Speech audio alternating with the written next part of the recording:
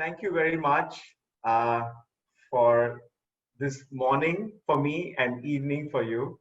I'm so happy to have as our guest Dr. Sujatha Ramkumar from Sacramento, California. She's a psychiatrist of many years, decades of experience, and we are very fortunate to have a conversation with her today because one of the issues which we have to learn to deal with is our mind. And there are a number of challenges that we are faced with that COVID has thrown us into, whether it's to do with our health, our physical well-being, our mental well-being, or things associated with our life, work, family, etc. So today it'll be a little bit of an open conversation around these topics. Thank you so much, Dr. Sujatha, for your time.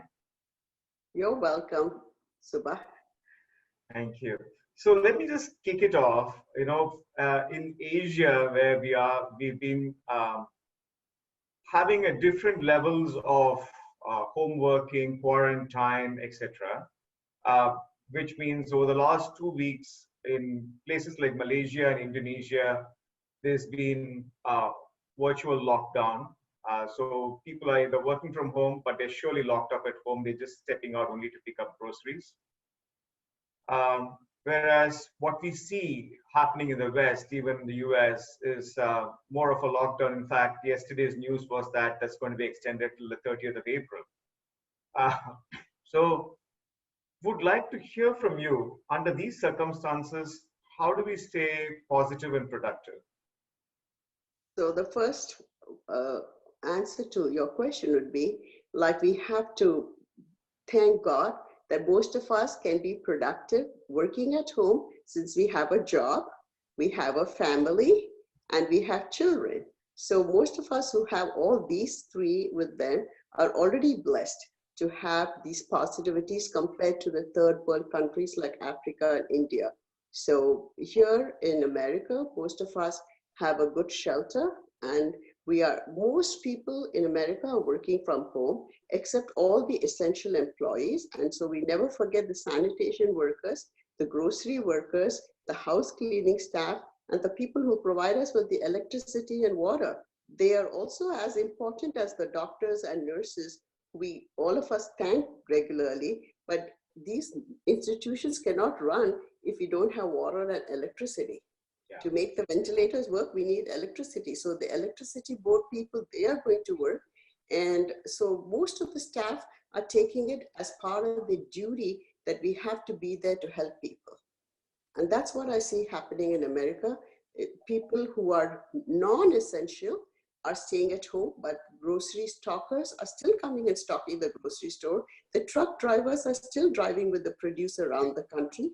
So we need all the people. So as a whole, it shows us as a society as a whole, we need everyone to pitch in, and it's not just me. Fantastic. So in a way, what I'm hearing you say is that focus on the moment. There are many things that we can all do in the moment, and be productive means that to be your full self in the moment and be part of everything that's happening. Yes, and a lot of gratitude.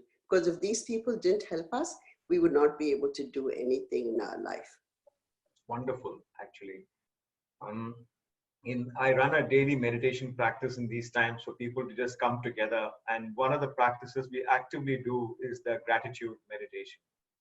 Right, it's absolutely gratitude to all the people, including nature. So continuing from that, I think it's fantastic because I see a lot of people working from home, but I think some of the challenges that they have explained to me, Dr. Sujatha, is their work and home earlier used to be compartmentalized. Now they're kind of seamlessly connected. They go from the bed to off work. Sometimes they're working in bed, and it's relentless 24/7. They say the calls all the time. People are saying, hey, anyway, you're working from home, so we can have this call on Saturday, Sunday. And I said, in the meanwhile, I have to cook, I have to take care of this. So they feel a lot more under pressure. So my answer to them would be to learn to set limits and boundaries for yourself and also for your employers and for your colleagues who expect you to be at their beck and call.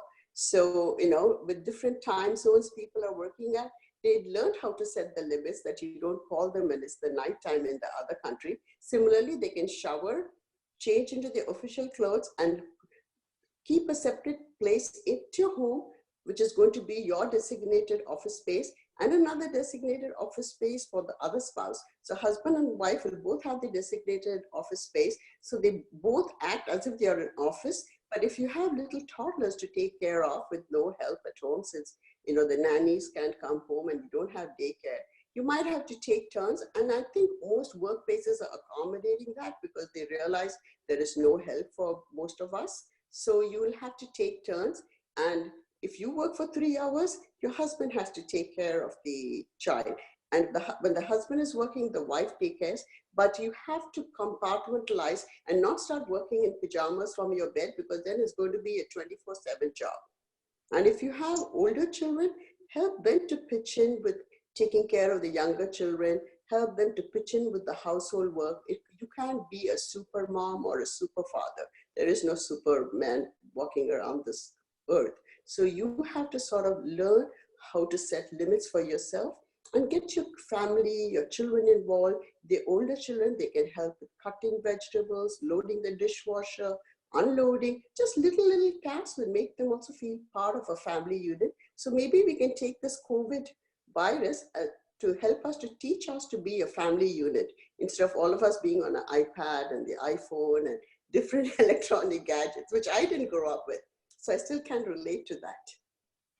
Oh, yes, that's true. That brings me to the next point. A lot of people say these days that they're spending a lot more time on Netflix, not to mention watching the news and hoping the COVID numbers today have come down. So everyone is like, it's getting to be creating a lot more anxiety, rather than, because always the news is almost on 24/7, the TV is on 24/7, right? So and you can get it from different parts of the world. So it's even terrible because, you can get the Singapore channel in America, you can get the Indian channel, you get the Chinese channel. So you can be on 24/7 hearing what the numbers are in different parts of the world. But one has to step back and think, is that helping you to know how many people are sick or dying every minute of the day? So you have to sort of restrict yourself to, you're only going to watch TV twice a day, maybe, if needed, or once a day. At the end of the day, I'm going to watch after all my household work is done, and I'm going to just see what's happening. So my main instruction to my patients too is just minimize your TV contact, minimize all your WhatsApp contact, except for friends joking around, but minimize all the sending of COVID messages. And they found a cure in Ayurveda, homeopathy, good for them. We haven't had any FDA approved comparative studies of either immunosuppressant therapy or the chloroquine. They come out with so many names every day, but nothing has been proven.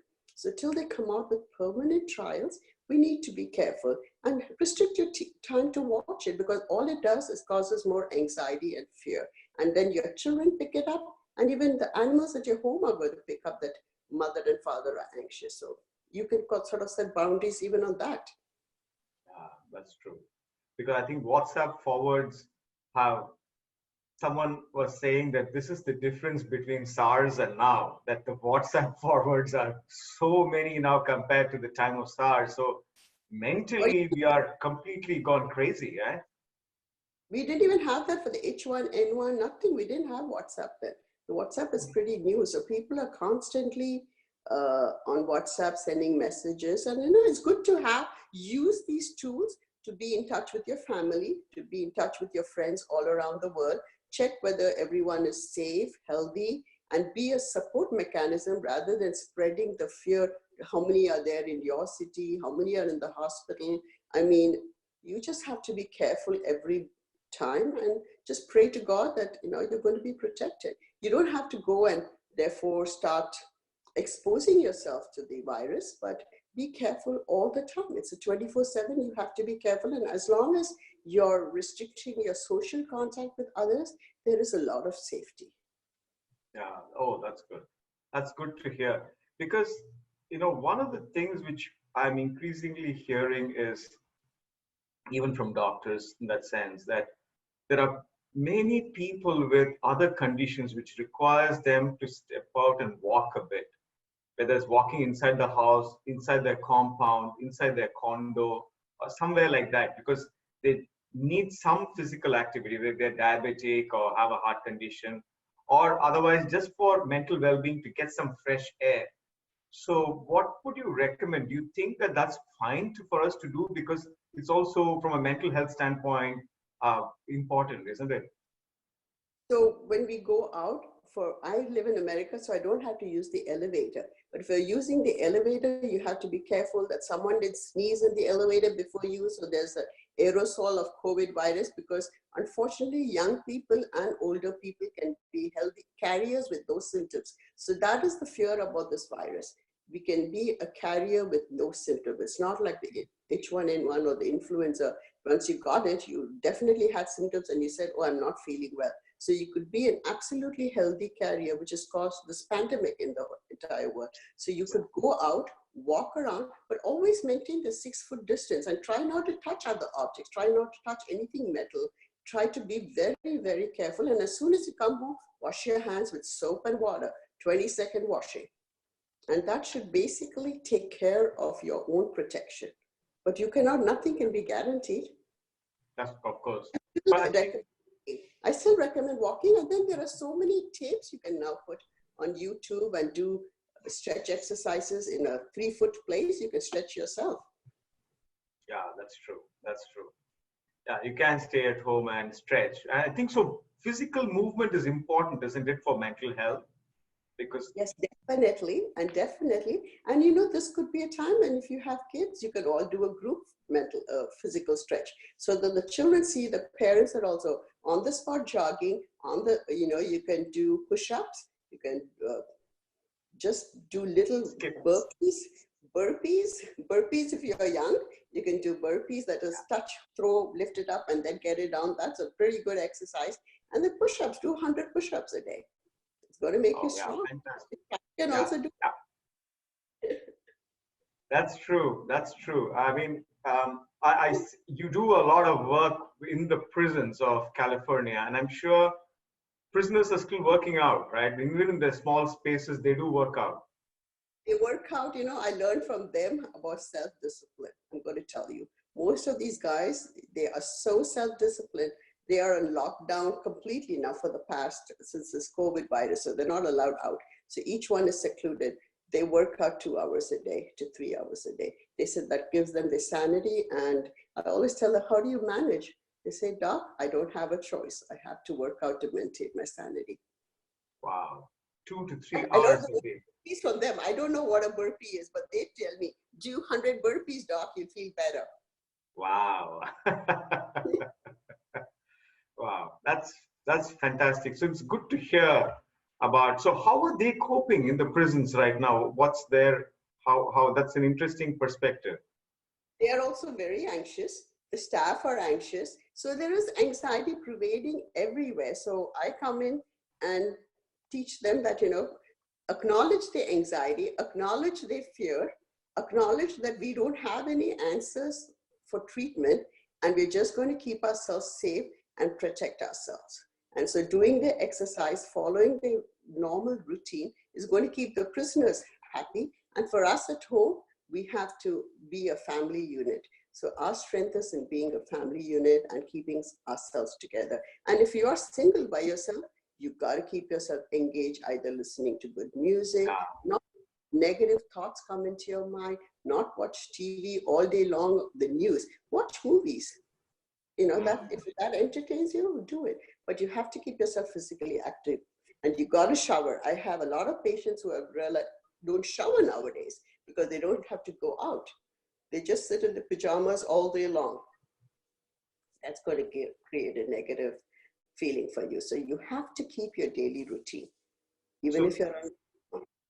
So some of the simple things that I'm taking back from you is that keep your daily routine, keep the simple stuff going, get the exercise and the body moving, stay together as a family, try and do some things for each other, and do some things together.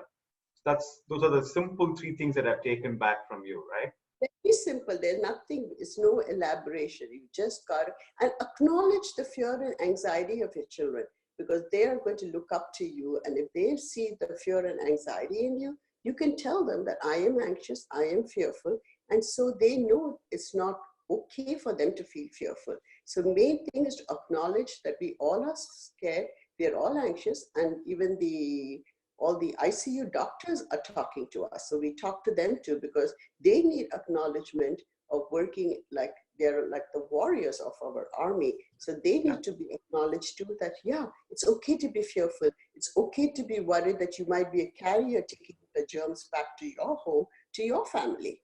So everyone needs acknowledgement. So I think if we can acknowledge it, it's going to make us all better, in a better place in this world. Yeah, and I think like what you said, on one side, the digital communication has had a negative impact because there's lots of other things which are spreading. But on the other hand, we are all a lot more connected. Like I'm able to speak to you right now across the world, right? So Yes. we should maybe use that positive connection to stay connected with people, connect back with people who we've never spoken to before for a long time. Yes, definitely. I have contacted my cousins in India who are all 80 plus, and they was, they were just surprised that I was calling them. So it's, even though we call each other once a year, now the calls have become more frequent. Like, are you okay? Take care. Don't let anyone into the house. Be careful. So just little to know that someone else cares for you. So hook up with your family. The new gadgets can be used either to spread bad news or to use it for good purposes. Yeah, that's actually very good because, and even I feel there are so many people recovering from COVID. So it may be also, in a way, some positive news that they can also share, right? About people. We seldom hear that news. Yeah, we seldom hear, but I think in America, those who they've just got the testing going, which is like takes 72 hours, and now they're getting a test which the results can come back much faster. Because remember, it's an RNA antigen, so the antigen can change. So till they get perfect testing, we cannot have false positives and false negatives. So I think that's why the testing has been such a controversy. But once everything gets streamlined, there's definitely going to be more positive cases, but most of them are not going to have the respiratory failure. So we have to be careful with immunocompromised patients, patients who already have other medical conditions, patients who are older than 65, and those who have heart and lung problems. So they are going to be at higher risk, because when the virus sort of replicates itself in the respiratory system, is what I have read. And that is when the respiratory failure happens. So you just have to be careful. So these patients have to be very careful. The rest of us have to be careful that we're not carriers taking this infection to them. Yeah, yeah. They're be asymptomatic, and that's how they get it. So And we that's should the possibly distance ourselves from these people, right? The people who are at higher risk. themselves. So, and they have to not come in contact, and we have to be very mindful that we do not pass it on, because unfortunately all the younger people are not going to have any symptoms. So they're called the asymptomatic carriers. So they are going to spread it to the vulnerable population. One of the questions that I have in my mind when I speak to people is that people are all very anxious about their job, their finances.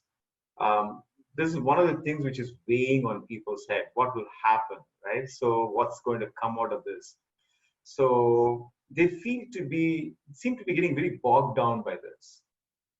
So that's again a thought I'm going to tell you. So I'm going to go back to our Hindu philosophy, and when I talk about this. So if you stop living in the present moment and worry about what's going to happen in the future, it is very scary. So as long as we got our present moment to enjoy with our children, our family, with your distant relatives all over the world, enjoy each second. Because all this is ultimately paper money. It's the stock which is going to go up and down. So we just have to ride the ups and downs of the stock market, of all our job security, And so we are so blessed that the people who are hearing this, I know, are all the highly educated community of this world. So they should have no fear. And we have to be very, very grateful that we have such a high education and be there for those who are less fortunate than us, who don't have the education which God has blessed us with. I know, and the way I kind of, when I have conversations with them, I ask them to plan for various scenarios, like what you said, is to acknowledge the fear and to have a plan in place so that you feel, okay, if I lose my job, this is what I'm going to do. If I'm going to be partially laid off, which means I'm going to be paid half my salary, what am I going to do? So at least you have a plan in place, you will feel a little bit more confident and comfortable, and then you just go about your daily stuff, right? But what I also tell them is don't catastrophize, because we don't know if your job is going to be cut off. We don't know. So always cross the bridge. But I don't think anyone who is on your program is not very intelligent. So I acknowledge all of them are highly intelligent. And so don't let this fear overrun your life and your thinking, because once you go into it, it's just a spiral down. So you got to stop the negative thinking and know you can do it. Most of us can survive every kind of adversity.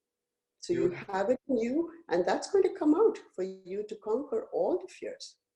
So that's so heartening and so powerful to hear, because,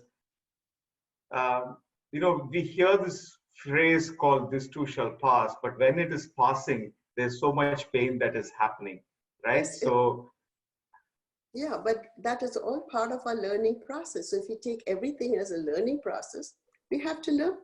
We've forgotten about Mother Nature, and so she's teaching us that we have to respect Mother Nature.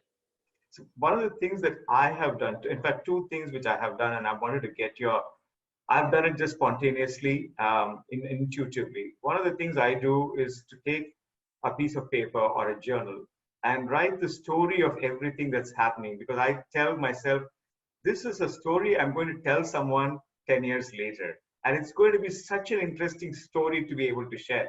But at the same time, everything that is in my chest is going down into paper. And I feel so much lighter after that. And the second technique that I use is to actually put myself into service.